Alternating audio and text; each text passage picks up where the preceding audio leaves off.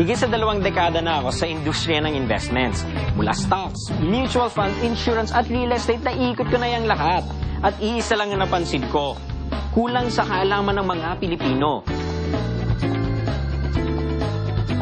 Ito ngayon ang layunin ng aming programa, ang palaguin ang kaalaman ng mga Pilipino upang maayos nilang maipundar ang pera nilang pinaghirapan.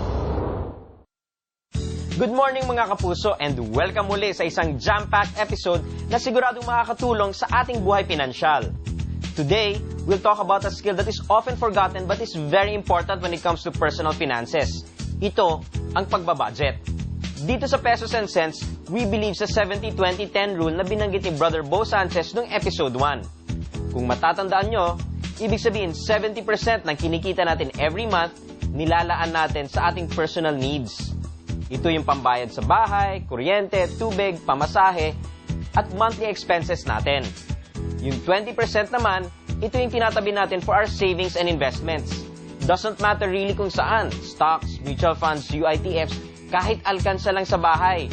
Ang importante, may tinatabi tayo for our future. Ang natitirang 10%, ito naman ang pwede nating ilaan sa ating sariling wants or para sa Panginoon. Sa episode na ito, gusto naming baguhin ang nakasanayang perception ng mga tao tungkol sa savings. Makikita ito sa simpleng equation na ito. Savings equals salary minus expenses.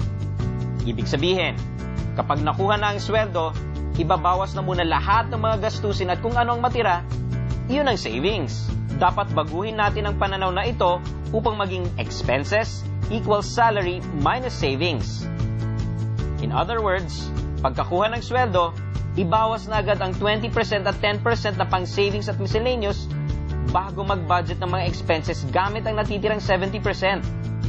Sa lahat ng mga gagastusin, ito ang payo ko sa inyo. Always consider the real cost. Ano ang real cost? Ito ang tunay na halaga ng iyong binibili. Halimbawa, nakita mo ang office mate mo na may bagong shades. Kapareho ng suot ni Ding Dong Dantes. Sinukat mo. Uy, bagay na bagay rin sa'yo. Sakto pa. Parating ng payday weekend. Ano ba naman ang 8,000 pesos kung magiging kawangis mo naman si Ding Dong? Kaso, ang monthly income mo ay nasa 20,000 pesos lang. Kung tutuusin, ang 8,000 pesos ay katumbas ng 1.5 weeks work. Isipin mo, is a brand new pair of shades really worth 1.5 weeks work? Kung ang sagot mo ay hindi, bakit hindi ka nalang bumili ng 1,000 shares of SM Development Corporation? Magiging kasosyo mo pa si Henry C. Budgeting is not as hard as you think. Kailangan lang talaga ng konting disiplina. Subukan mong gawin ito.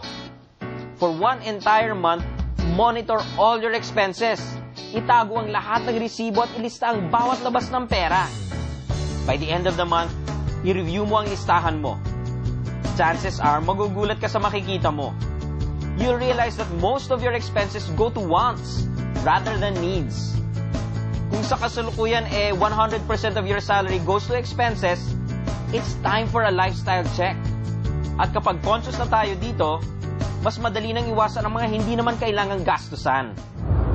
Welcome back to Pesos and Cents. Kanina pinag-usapan natin yung konsepto ng budgeting. Ngayon, kakusapan naman natin ang isang tao na actually na nagbabudget para sa kanya at sa kanyang pamilya. So we have with us today Mr. Johnny Bondoc. Morning, Aya, and thanks for having me on your show. Well, I have 2 kids and 1 wife. And I work for an Indonesian firm who set up their operations here 7 years ago. So basically, I help manage that business.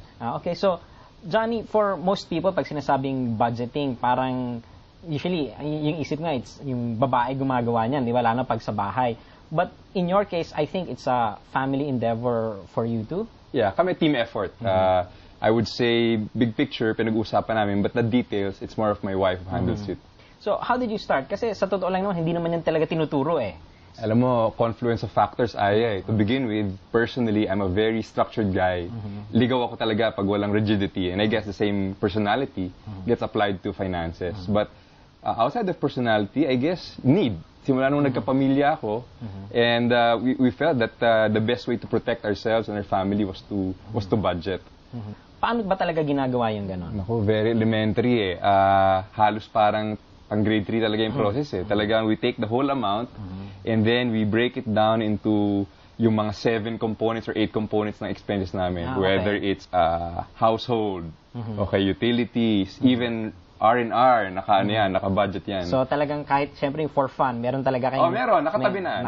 rin. And then yung may savings portion. Naka-Excel file yan. Tapos parang there are maximum amounts per box. So, whether 10th of the month pa lang or 20th of the month, pag ubos na yung budget in that box, wala na, tigil na. Tigil na. If it means last lunch out na natin ng 15th pa lang of the month, ganun eh, yun ang tira eh.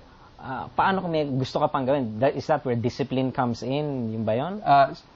Madaling mahirap. Mahirap because there are some things that you have to exclude talaga no, from your lifestyle in general. Pero kaya namin ginagawa kasi yung dali comes in kasi wala ka masyadong dilemmas eh when it comes to decision making. Alam mo na talaga kung hanggang saan ka lang. And do you think it's something talaga na anyone can really learn to do basta marunong sila mag-Excel? Miski nga hindi Excel eh. Siguro miski mag-ano ka lang ng papel na marunong ka mag-plus minus eh. You set aside funds for each of your major expenses. No? So, babalik pa tayo sa usapan natin with Mr. Johnny Bondoc at mamaya tatanong naman natin yung talaga mga practical experiences, yung ano ba talaga nangyayari sa kanya pag nagbag-budget siya for himself and his family. So, tutok lang dito sa Pesos and Cents. So, yung sinasabi lang, budgeting parang hirap, nakakapigil, ganyan. But actually, kabaliktaran eh. I think it's actually the hinge that allows you to swing freely eh.